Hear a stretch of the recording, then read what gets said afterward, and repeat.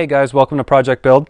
Let's just have a quick look at something I came across today. This is a car that was not releasing the trunk when I'd hit the button. So I'd basically, with the trunk closed, would hit the latch on the underside of the trunk lid there, and I could hear the little motor retracting a little bit, but it wouldn't unlatch.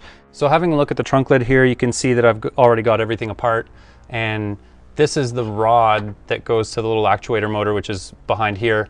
And this rod has a little plastic clip that clips onto it, so I've unclipped that, and now I can, and I've loosened these two screws off, so now I can pull that motor out. Basically, there it is, and it's got a little electric solenoid in it. It's a little gear drive, and it pulls this back in. And if we have a look, when I hit the trunk lid button, okay, you can see it retracts all the way, and then less and less, and then not at all. I'm still hitting the button, and I'm getting no movement at all.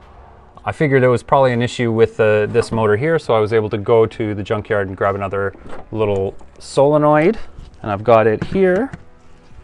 Pop that guy in, and then hit the button, retracts quick, and again, and again. So I think that's a good bet that that was the issue that I was having.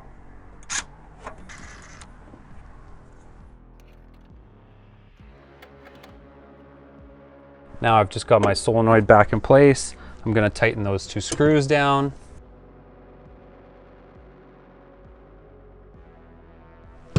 So I've popped that guy back in. I'm going to make sure to hook up my little plastic clip in the back side here.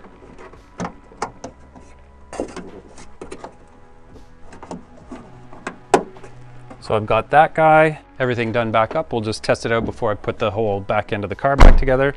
So I'll close the trunk lid, and we're working again. So that was the issue.